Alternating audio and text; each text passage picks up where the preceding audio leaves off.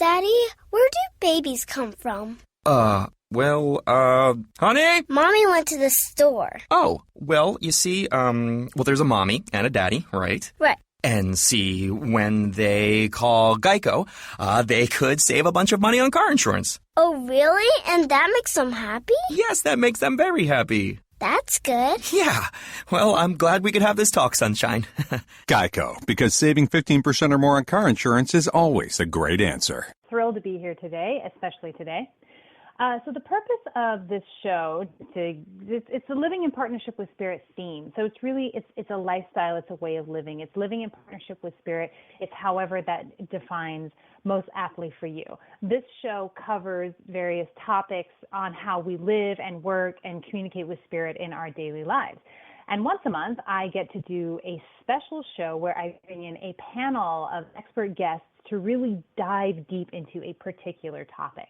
Today, I'm really excited to have a couple of amazing women come on and talk to us about the marriage of science and spirit. These two worlds are so often siloed. They seem to be separate.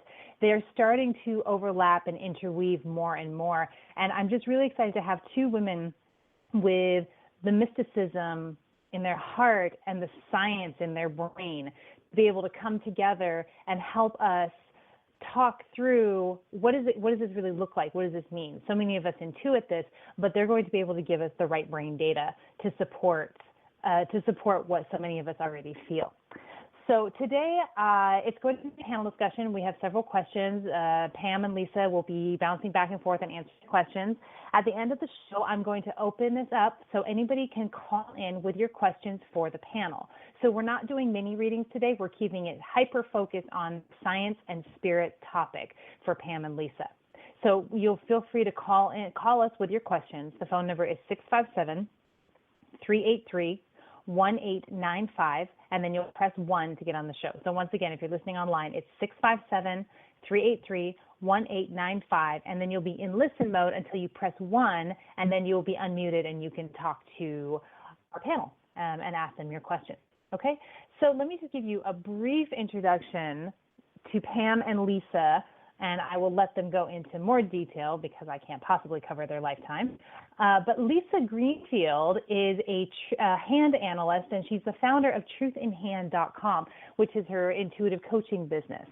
So she has a lifetime of experience. She's worked with well over 20,000 people from across the globe.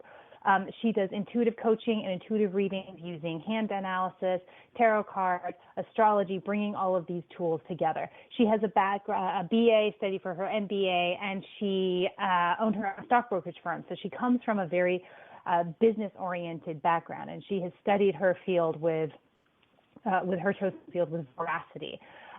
She has worked with film stars, rock stars, international CEOs, television personalities, and everything in between.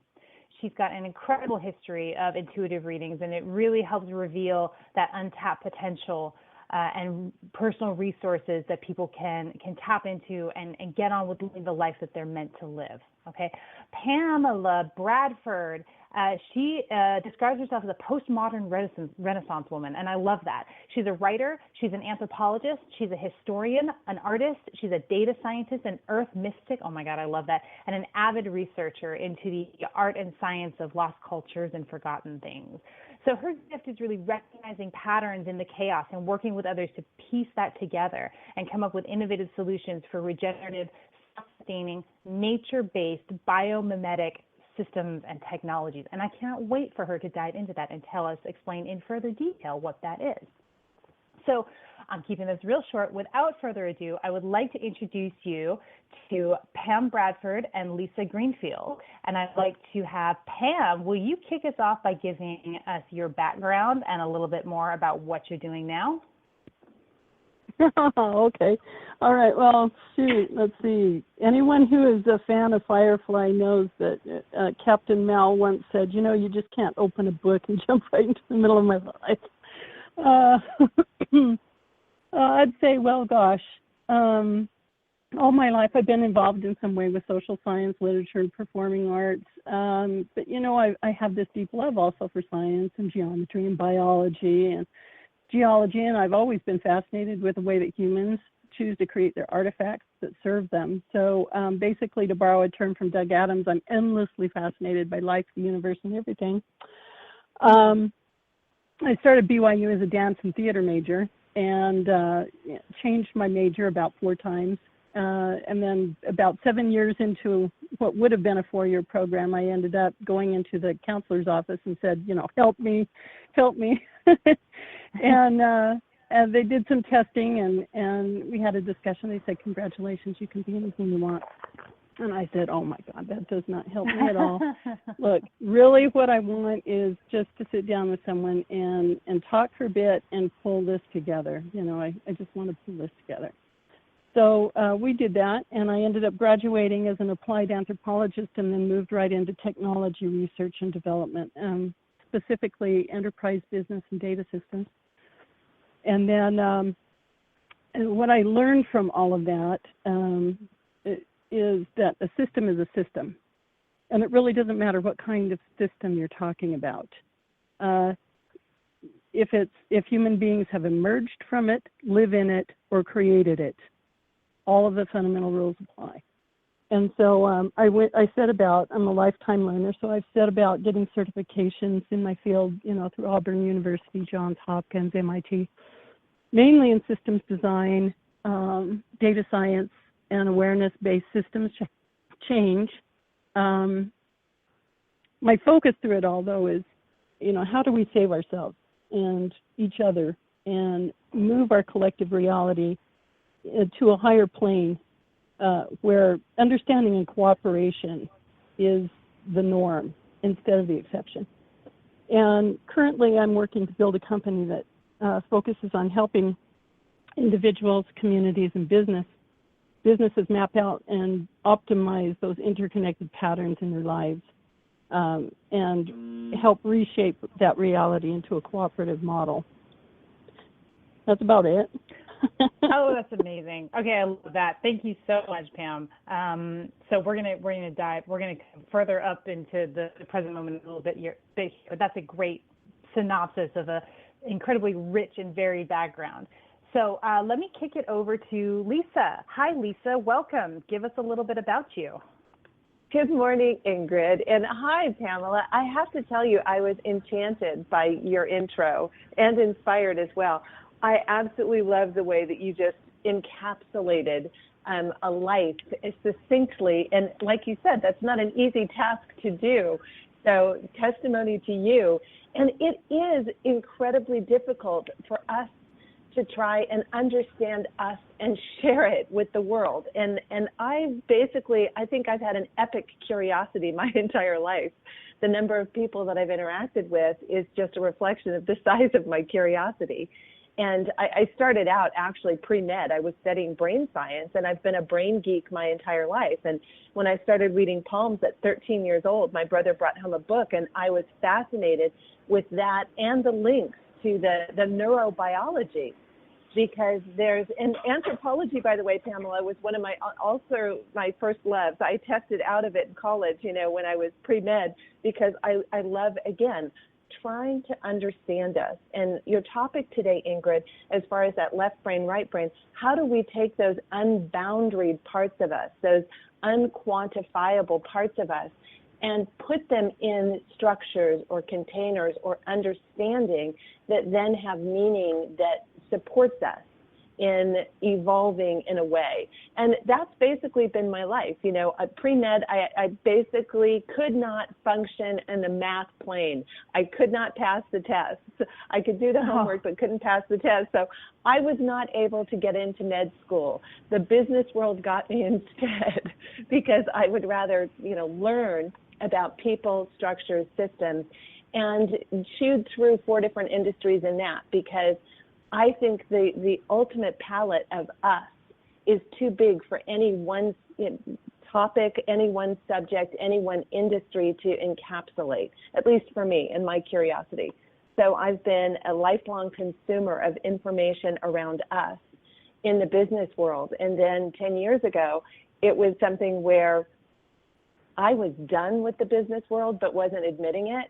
And so I was fired for the first time in my life or laid off. It wasn't for cause. They were top heavy. But the bottom line is, I was separated from the business world, and I had to turn a corner, left or right, go back into business or go into this industry. And I fell in through the support of good friends who reflected back that this is the work that I'm the most passionate about, which is us. How we work, how we function, the stories that we tell, and what those stories do. Do they expand us and engage us, or do they shut us down and isolate us? And so those are the stories in your hands. Those are the stories in astrology. Those are the stories in our history, like anthropology, in books. It's all understanding those stories and bringing a dynamic piece of you to it that engages me on a daily basis and is endlessly fascinating. So. Thank you, Lisa. Okay, this is going to be an amazing discussion, ladies. I'm really excited for the two of you to start powwowing and for us all to get together on this. Thank you so much, both of you, for joining today. I'm so pleased that you're here. I'm so happy that you're here. So with that being said, let me just dive in. You know, I came up with some questions I wanted to ask today, but I think you both know enough about me that I will let the conversation go where it needs to, if that feels like it needs to go where it needs to go. So but let's just put a little bit of structure around what we're doing. And I want to hear from you, each of you, how and when you got to the place where the science and the mysticism really came together for you. And what was that process like for you? So I'm thinking, like, did you start very right brain and come into the left brain side of it, or vice versa, or has it always been that way? And I'm really curious how that shows up for you in your work today. So Pam, can you start us off there? Oh my God. Oh, shoot. Well, science and mysticism. Okay. Yeah, you know, I've got this really interesting experience the past couple of weeks of being able to have my granddaughter with me. And what I'm noticing is that my granddaughter has the seeds of being a very amazing a mystic herself. And what it is in the early days, hopefully you don't get your imagination stifled, right? Her mind is so expansive and so imaginative that she can actually spin a yarn so real that you begin to see it and you begin to believe it. And, you know, that's the art of manifestation, right? But I think probably I was very similar as a child. And that's good. That imagination, that what do you call right brain health, the neuroplasticity of it. You know, Lisa, you can attest to this. Neuroplasticity is so important at being able to innovate and adapt, and also to be able to reach beyond the limitations of the box and to see possibility and to connect with the interconnectedness of everything in such a way that the left brain just does not. You know, the left brain is all into verifying facts, you know, and we've got this little mechanism inside of us that, you know, keeps track of where we are in space and time for a limited time. And we can become subject to that and trapped in that. So, you know, watching her little mind work has been fantastic. But for me, the place where science and mysticism came together was when I realized, you know, as a writer, I was always familiar with Arthur C. Clarke and his laws, you know, that when a distinguished, you know, number one, when a distinguished but elderly scientist says something is possible, he's almost certainly right. But then when he states that something's impossible, he's almost probably wrong. Okay? Two, the only way to discover your limit is to venture a little way past them into the impossible, and that's where that imagination plays in. And then three, any sufficiently advanced technology is indistinguishable from magic, and that's the one we're all familiar with, I think. But you know, having one foot for me in the mystic world involved a scientific process. And I think science is not science. It's an act of faith. You know, it's the process of endless inquiry. The faith in the ability to derive meaning. So, you know, you formulate a hypothesis, you test it, and then you refine.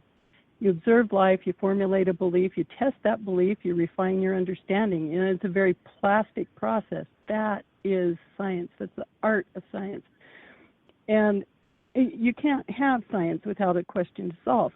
And so out in the world right now, we've got settled science, which is basically a damnation of inquiry. You know, and the same is true for spirituality. You know, we've got a lot of religions out there that are basically a damnation of inquiry. You know, science and mysticism, you know, they're practices, not dogmas. And with that in mind, I've taken some rather bold forays into the fringes of belief, as well as some real deep dives into systems of human thought and creative endeavor. And I really arrived at the conclusion that I don't know a damn thing. I don't think any of us really arrive at a true understanding, because we're all dependent on the sum of collective observation. And I you know, looking at what's emerging in the world right now, in both science and mysticism, in my mind, they're indistinguishable. So when that happened, I don't know. It's a process, a continuation for me. Well, I like that. That feels like a beautiful process. Is about the words that I have. Well, thank you, Pam. Lisa, let me take it over to you. Same question. I'm curious how either that process took place or when that happened, or kind of what happened when the science and mysticism really came together for you. Well, it's been an interesting interweaving, and you know, it's like the the infinity symbol after the infinity symbol after the infinity symbol, where the two would cross back and forth, and it would just weave. I started out highly sensitive, highly intuitive, in a family of people who were highly intuitive, and oddly enough, the men were even more so than the women. You know, but also that came with that interesting pairing that you so often find, you know, gas and brakes, where you've got highly intuitive people and you've got either, you know, extremely repressive societal, like in our case, it was very strong religious, you know, a prohibition against the mysticism, and as well as the science, you know, the practicality of it all. So, you know, there's this push-pull between the mystic and the, you know, the left brain and the right brain. And so it's been that you know, again, it's a dance, but at times it looks like an epic battle between really containing it. And what I've come to see, and it really was when I dropped into it this last time, you know, these last 10 years, after being in the corporate world for 27 years and really immersing myself in that business world and doing my mystical work on the side with my clients, which is ironically what really set me apart and allowed me to excel in each one of the industries that I was in, because I would bring in the mystical component, but it had the framework of a business setting. So it reassured people, you know, and I also would go after the science as a container. And I truly believe that, you know, there's been an evolution, you know, a spiral that just keeps meandering, you know, whether you want to say forward or up, it doesn't really matter. It's just an expanding cycle where each time I meet the container and the mysticism, you know, I find that I've expanded both. So they tend to go as, you know, stair steps, but they serve each other.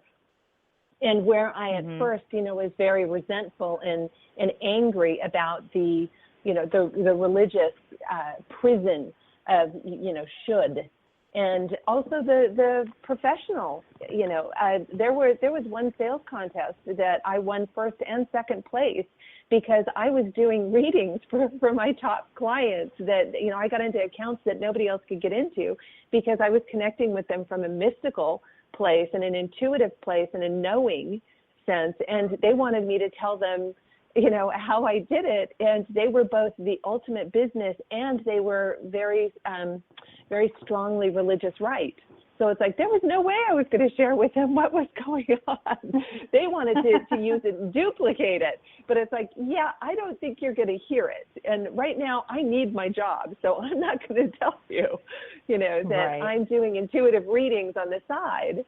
So again, it's been this weave, this dance, that the structure will, as repressive as it may seem, I find that pushing up against it or even going beyond it, like what Pamela said, just outside, your known area, going outside of it is a way to build muscle. So everything serves, that gas and brakes, they each have their respective functions, so expansion and then contraction, expansion and contraction.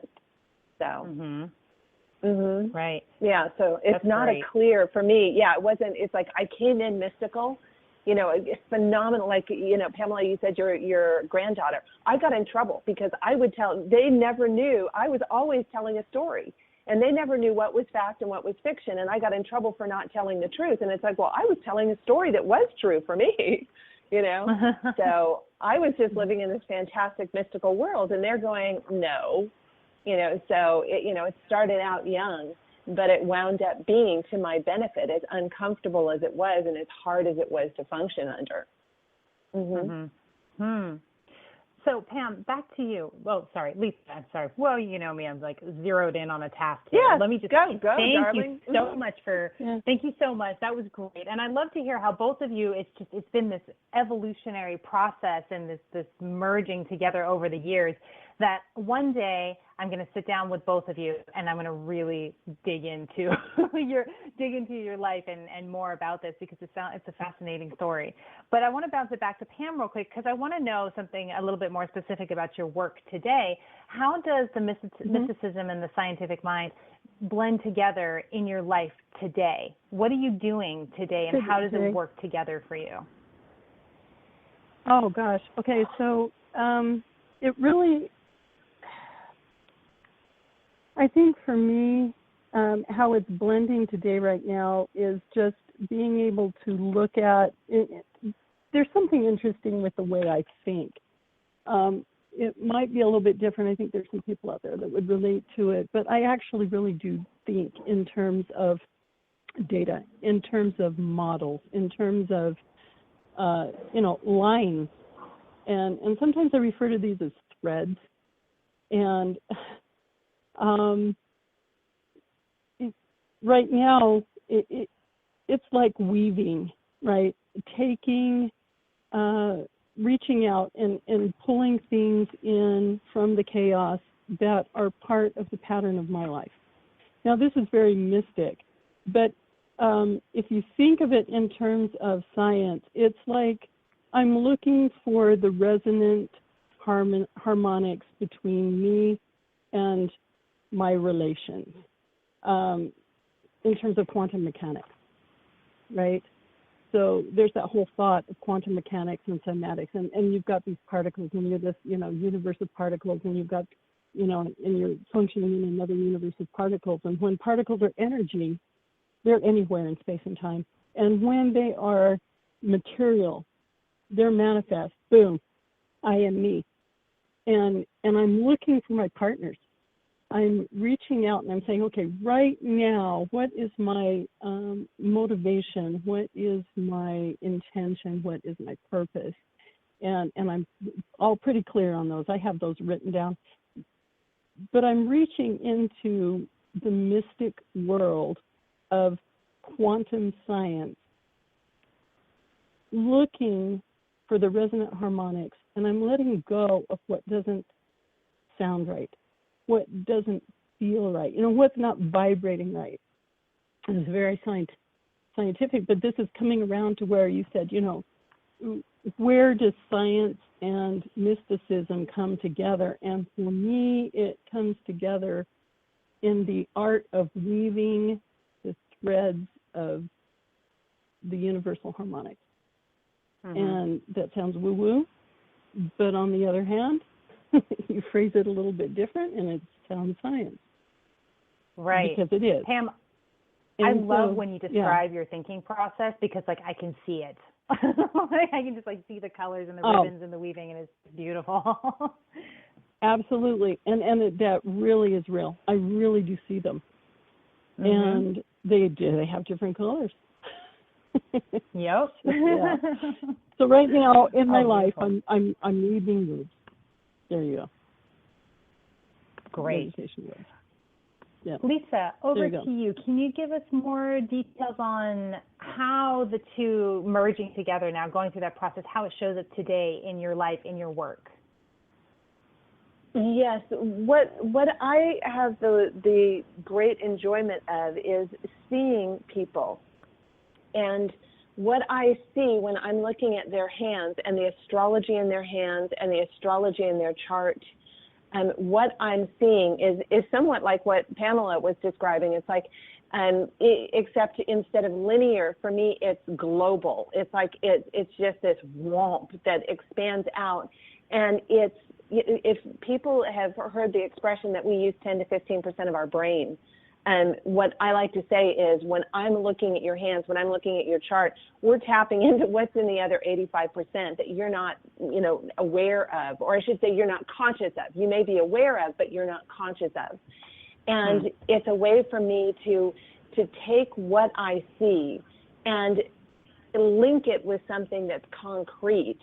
And it's incredible. It gives people touchstones because they'll go, oh my gosh, because we'll look at say their fingerprints, or their particular, gift lines in their hand, and it's like you have this ability, and this is what it means, and this is what it's probably going to show up as, and all of a sudden they'll list out 2 and 3 and 4 examples of where that's true, but they hadn't pieced that together until they had an overarching, global perspective that it's like, oh, wow, yeah, I do that.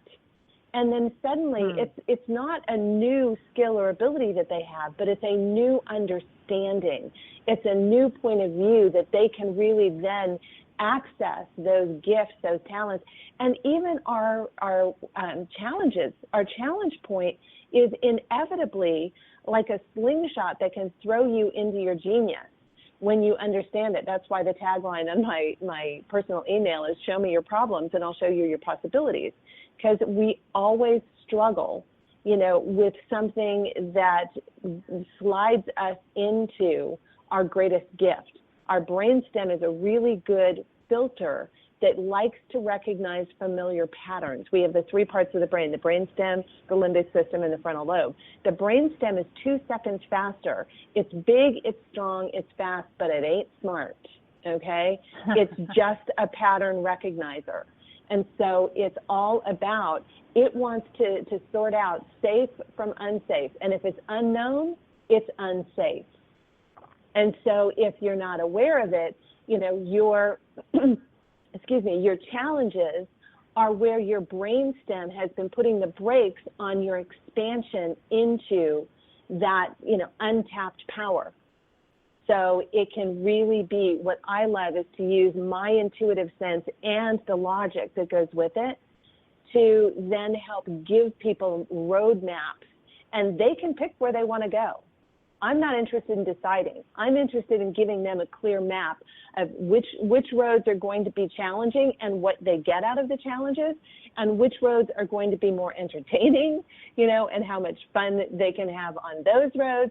So it gives back choice. And depression is one of the most common issues that we're dealing with on a global basis right now, and it's linked into helplessness. And it's that feeling of being powerless, against things that are overwhelming. And what I love about my work and what I get to do is to see where people have power, have choices, and can act and interact in their world in a different way, and change the dynamic. You're helping people physically repattern their brains. Yes. Yeah, absolutely. Cool. And I have, I have, as you know, I have conscious brain retraining tools that I'll use, and for anyone who's listening who wants it, I'll make sure and share it with you, Ingrid, and they can, or post it to your site so they can do the Breath of Love, which is a great it's an anxiety buster. It gets you out of your brainstem and into your frontal lobe with a breath and a half's worth, and it's a fabulous brain retraining tool. So, because if you once post you that think into the Facebook group. Sorry, didn't mean to interrupt. No, that's all right. Post it into the Facebook group. Yeah. No. I was just going to say, because once you think, feel, and act on something in a new manner at least 21 times, you've retrained your brain. You're carving out a new neural pathway. And so the exercises, and this exercise in particular, is one that can retrain you off of the startle response, off of the fight, flight, or freeze response, and drop you into your frontal lobe, which is the part that the mirror neurons can filter not only what you're learning, but what everyone else around you is learning. And that's the part that we want to harness. And when we're in stress, which so many people are these days, we have a hard time accessing the mirror neurons, which I call the Roger Bannister moment. Nobody thought it was possible to break a 4-minute mile. It's like 4 minutes, it's not humanly possible for a man to run faster or a woman to run faster than 4 minutes. And that was the standing norm until Roger Bannister broke the 4-minute mile. And then suddenly, within the next 3 years, 7 more people did. That's our mirror neurons. When we see somebody else accomplish something, we have the ability to compare and dare. Our brain can learn from it, but not when we're stuck in stress mode, not when we're stuck in the brainstem. That's when we get into compare and despair. That's the contraction. I have a question about what you just said, and Pamela or Lisa, please answer this. So we hear about the observer effect in quantum physics, about how when you observe something, you change reality. Is that what we're talking about here with that example with the runner and breaking the 4-minute mile? Yes. Pam, why don't you? Yes? I feel, Pamela, what do you think? I think a part of it, definitely. I think also on another level, too, when someone changes, it's not just observer. I mean, that's kind of the 100-monkey rule, too. You drop a monkey that knows how to wash its food into you return it to its tribe, and it washes food, and then another one starts, and another one, and then you reach critical mass, and then all the monkeys start washing their food. That's kind of an observer effect, but I think it goes deeper. I feel like it goes to the point of interconnectedness. You pull on one thread in the universe, and you find out pretty quickly that it's attached to everything else.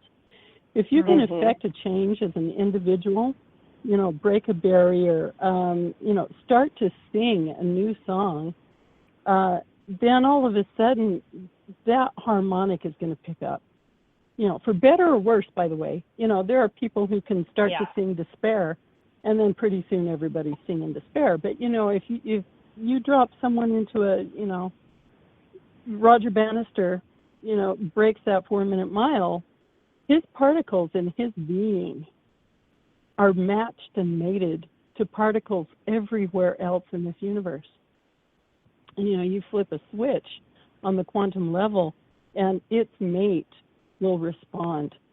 And so, a change in one person is much more, I think, yes, it is observer effect, but it also lies deeper.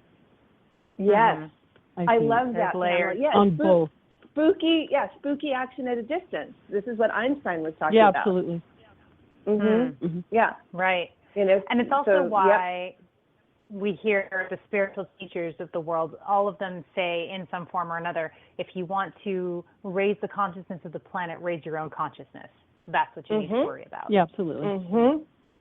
Brilliant. Let me just take a minute, ladies. Go ahead. Go ahead. Finish your thought, Lisa, and then I'm going to remind people about calling in for questions. Okay, I was just going to say, and it's never been more important. The timing on this talk is fabulous because we're rolling into August, which with Mercury retrograde in Leo and the eclipses going on, it's all about your authentic self. Never has it been more important for you to bring all of your authentic self, the shadow included, into the picture because that's what's affecting a global change. Holy moly, have I been feeling that, Lisa. Thank you for putting that one in there. And anybody listening, I'm sure I've been talking to many people where our shadow's been coming up, looking at those hidden motives that we've been hiding from ourselves and whatever else is happening. So that's really great. Thank you. Just real quick before we continue on our line of questioning here, I want to remind our listeners to call in with their questions for our panel. If you're on the phone right now and you're listening, go ahead and press 1 now so that you can get in the queue when we open it up for questions. If you're listening online, live, then call this number, 657-383-1895, and then press 1 to get in the queue. That's 657-383-1895, and then press 1 to get on the show. Okay.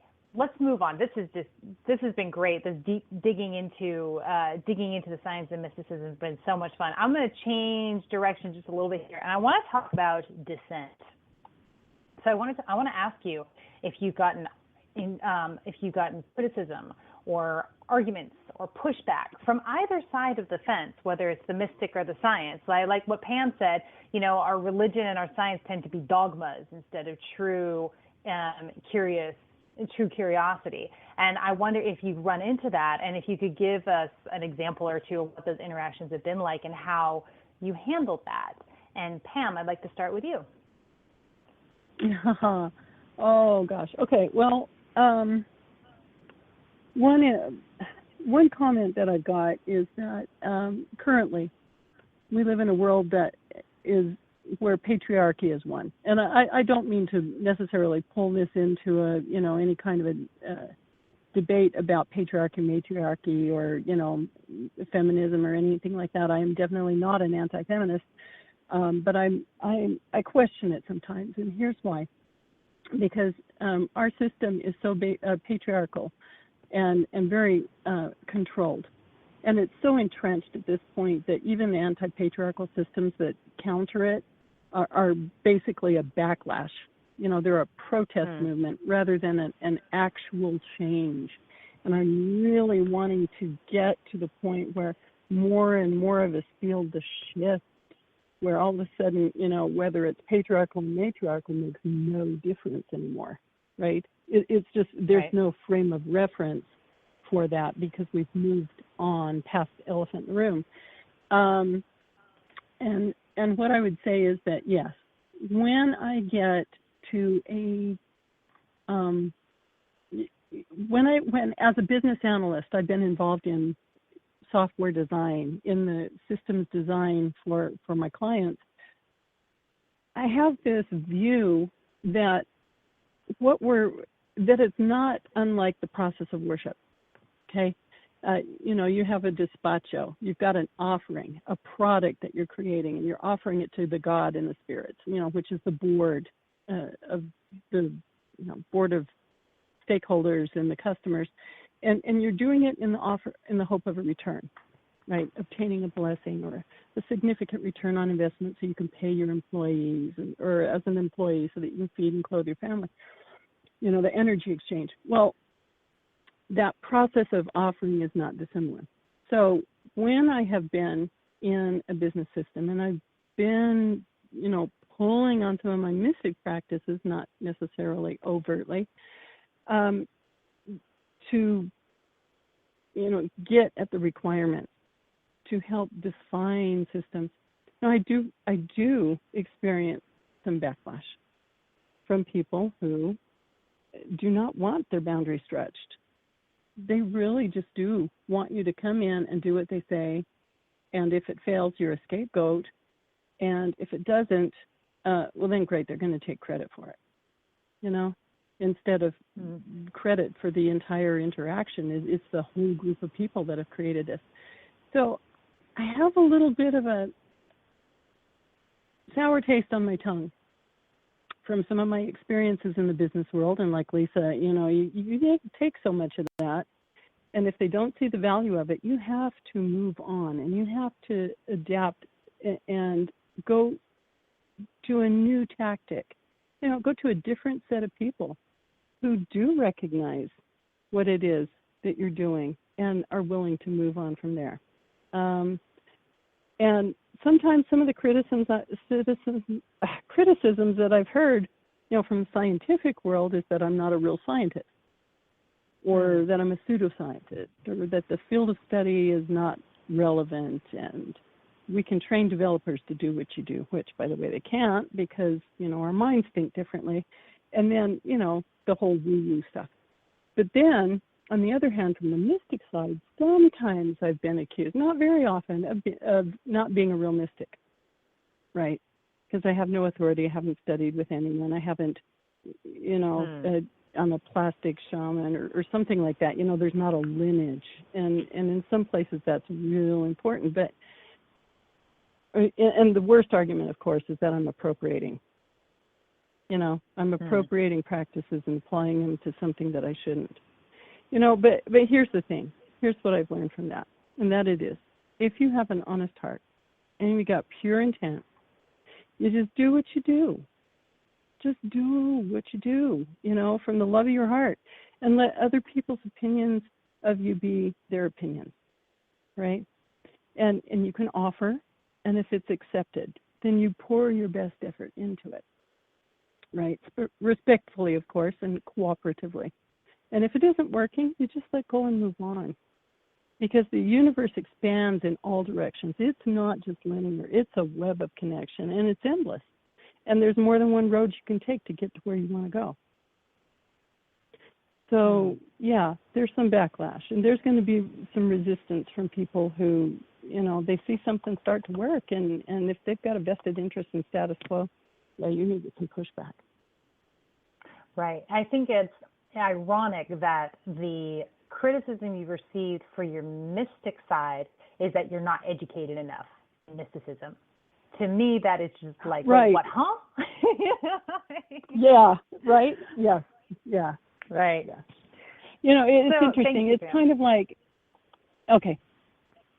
No, go ahead. Oh, I was just going to say there's nothing in the world more dogmatic than a settled scientist or an institutionalized religion, and hopefully, the mystics of the world, don't get into an institutionalized system, because then, then their mysticism dies. It just becomes, a token. Yes. Yeah, it does. Truth. Lisa, darling, same question over to you to talk about the arguments or criticism or pushback that you've received, and what that's gone like for you and what you've learned from that. For me, I really have taken any pushback and argument on a case-by-case basis. And to be honest with you, until you asked that question, I was listening to Pamela. Other than obviously some of the resistance that I met with when I was in the corporate world and was very careful, and with the religious right, screening that out, I hadn't really, and I hadn't really codified it, because I look at each individual interaction with people, and so often I'm looking at it through the lens of, I know that I have a mark in my hand that is the game changer. So I tend to upset the status quo just by walking into a room.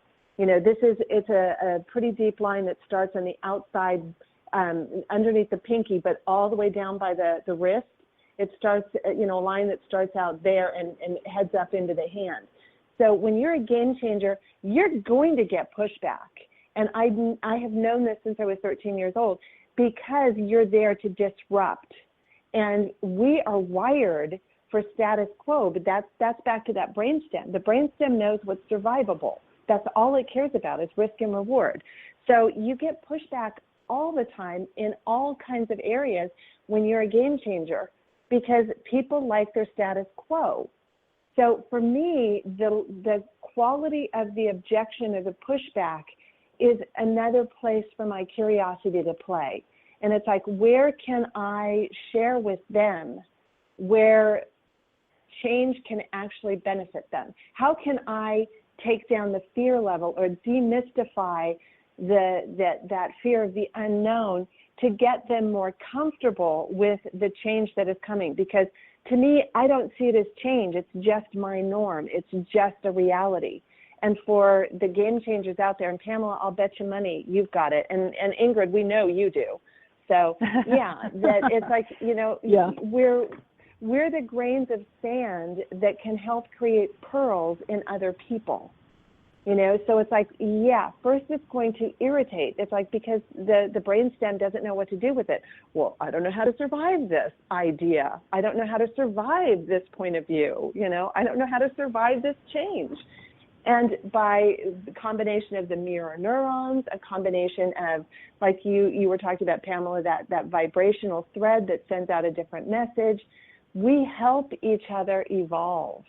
And so I see, pushback as an opportunity to evolve. So I kind of welcome it. And I haven't looked at it as much as an overarching, but I really like Pamela's explanation of it. So I do too. You know what I really like, Lisa? I like how you managed to not take that personally. It's like you detach yourself from it and use it as another tool in your arsenal. I think that's really cool. Oh, thank you. Well, trust me, there have been moments, and I'm human. So there have been moments where, you don't want them pushing back, and it's like, well, wait a minute, I'm likable, don't you like me? So I have those moments too. And I think that's a very human response. And the moment that follows that is an awareness that it's not that they don't like me, it's that I've rattled their status quo and their security needs are more important than liking and connecting with me. So, yeah. Right. Okay. So that's cool. So let me just move on to another question here. I sort of big picture, putting those two sides of your brain together, where do you think, are you optimistic about where we as a globe are headed in terms of these two often silo dogmatic worlds merging and working in tandem with each other to move the consciousness of the planet, the species along to, let's just say, for simplicity, a better state of being, a better planet, a better home for us? Pam, will you start? Oh, yeah. Well, gosh, I've got some mixed feelings here. And the first one, is I'm an endless optimist. And part of that just has to do with, there's so many paths forward, and there are dead ends, but wherever there's a dead end, there's also hope. The whole close a door, open a window thing. But I'm extremely excited when I step back and I look at what's going on, personally, communities, globally. I think there's some technologies and some techniques that are rapidly emerging that they're going to prove vital to the building, rebuilding, and revitalization. We've got advances in agronomics and renewable energies and commodity logistics and all of these new technologies in currency, energy exchange, to facilitating a more honest value of productive labor rather than these sets of arbitrary artificial values that are assigned through corporate feudalism, for example, top-down value of labor versus mind power, and I also see a return to the values of community responsibility and communal living. I'm going to bring in something here. I had on one of my shamanic journeys, a real interesting opportunity to arrive at an understanding that a lot of the millennials that are here on the earth right now, who currently, you've got the anti-millennial backlash going on, but in my experience and in my vision, what I'm given to understand is that a lot of these young people, bold, artistic, beautiful, given over to communal experience, and desperately searching for meaning to their lives, this is their first time around in a long time at being human. We've just gotten to a point where, there's only so many human souls, and then we've got all these souls of not in the Judeo-Christian sense, but in the sense of scientific, hey, look, here is an overarching master particle that has been part of a tree for several thousand years, and now their tree species is extinct. you have all these, extinct species of animals now who, now we're taking a turn at being human. Okay, we've reorganized energetically, and now we're singing a human song, but guess what? We're bringing our previous experience with us. And, they're here, literally, to help save us if we let them. But what's the message they're trying to give us? The message is, we've reached a point in time where our work has to be meaningful. And we need to know the interconnectedness of it, give us something different. And so I'm seeing these technologies really being adopted at a very quick rate, and these real divergent, where you've got artists and musicians and writers and creative types who are reaching out and becoming farmers. That's something new. We tried it in the 60s, but we didn't have the technology to support it, but we do now. They want to transform cities. This is a big thing, and that's what gives me hope, is that I see this happening, and where I get nervous is that it's been the pattern of the ages that the minute the entrenched establishment starts to feel a threat to their status quo, going back to the brainstem thing, it either wants to, number one, take over by force, or number two, take over by force. And we're starting to see that as well, especially in some of the entrenched institutions of our country. I'm not going to mention any names, who really want to roll back.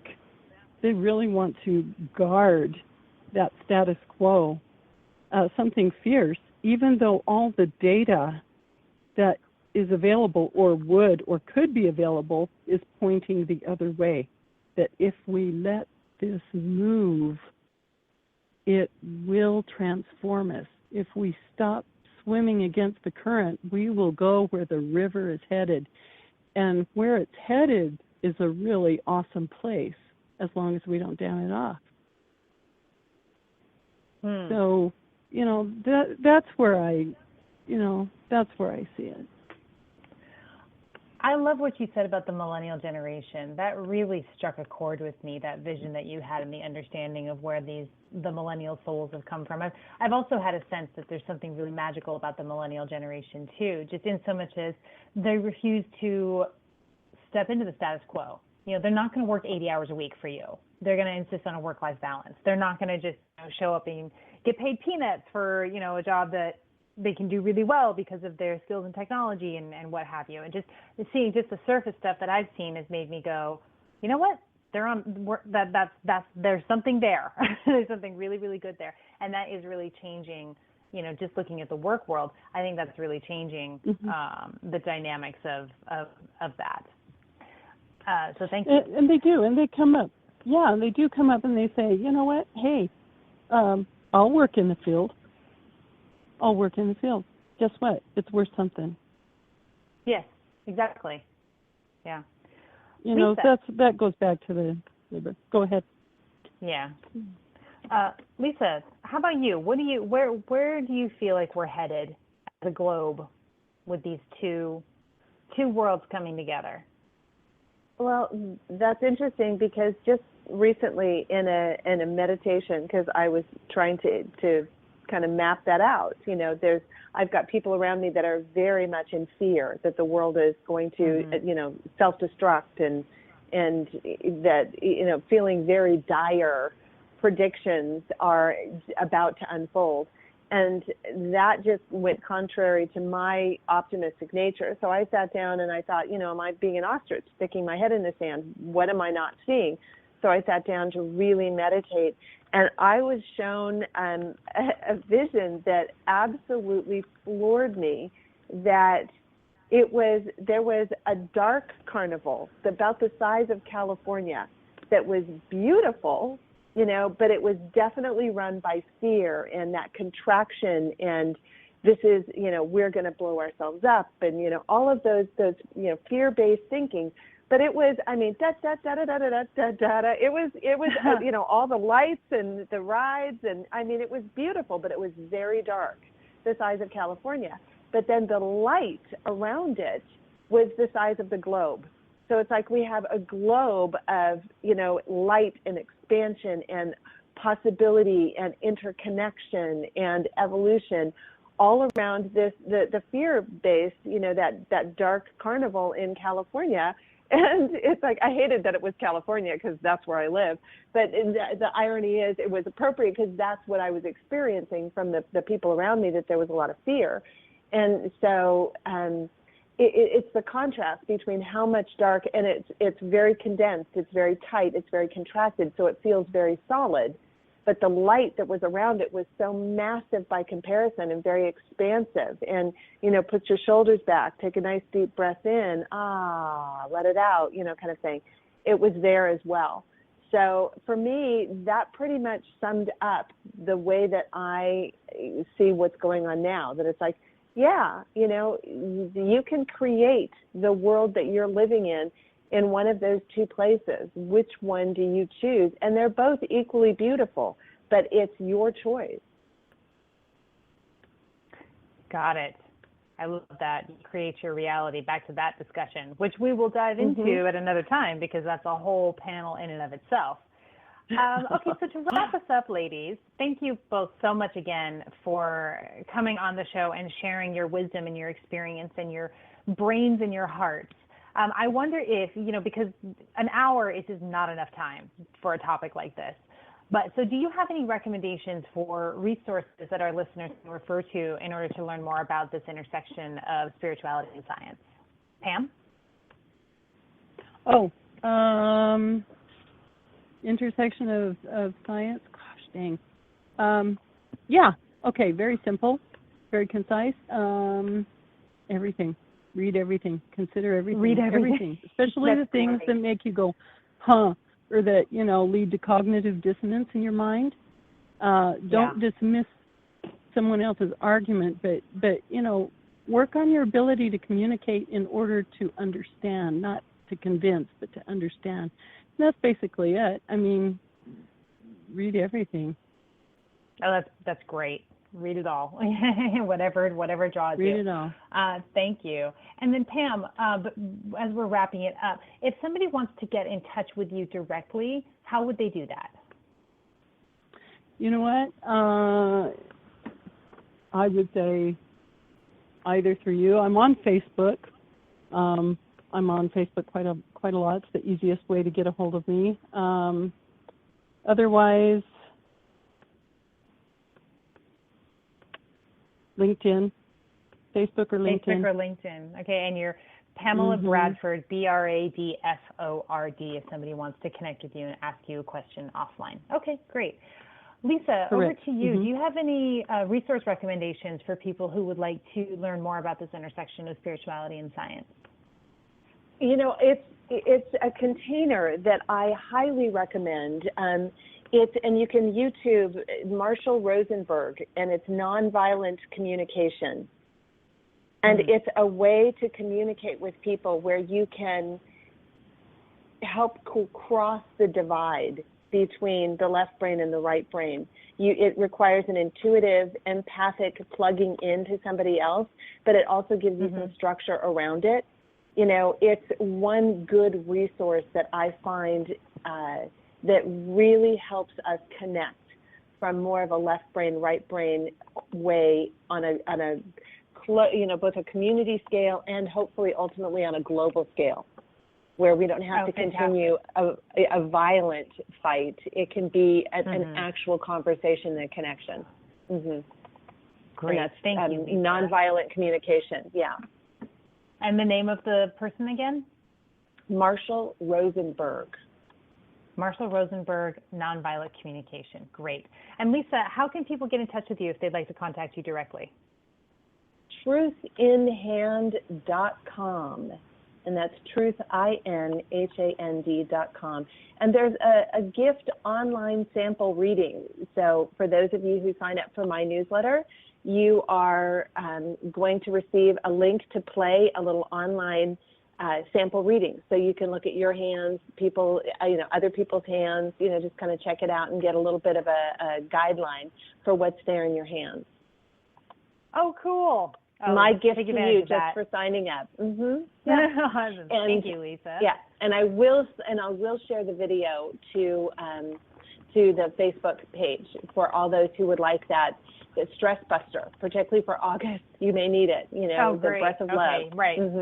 We got some fun stuff coming up in August. Okay, well, Pamela, Lisa, again, thank you so very, very much for coming on the show today and sharing with us. This has just been so informative and enlightening for me, and I know for anybody who has been listening to the live show and will then listen to the archive show, because this will be archived on Blog Talk Radio, Spreaker.com. We're on iHeartRadio now, and on my website, and immortalized on Facebook as well. So thank you again. And I'm just going to wrap this up by giving a shout out to my producer, Reverend Tiffany White Sage Woman of Goldilocks Productions. So she produces a whole slew of spiritual-based shows and programs. Like I said earlier, we're on iHeartRadio, we're on Spreaker.com, we're on Blog Talk Radio, and the name of the company is Goldilocks Productions. It's Goldilocks with a Y, Goldy Productions. Okay. And then finally, I would like to invite you, if you're listening, if you're not a member already, please go and join the Facebook group that we've been referring to throughout the show. It is called Living in Partnership with Spirit, so it's the same name as this show. If you plug that into Facebook search, it'll pop right up. I invite you to come in. It's a whole community of seekers and healers and teachers and people just sharing and asking questions and getting what they need from that Facebook group. And then finally, if you'd like to get in touch with me directly, my website is ingridhturner.com. That's INGRIDHTURNER.com. All right. Thank you so much for tuning in today. Much love to you, and so looking forward to stepping in again next week. Thank you, Ingrid. Such a pleasure. Thank you. I appreciate it. It was wonderful being on your show.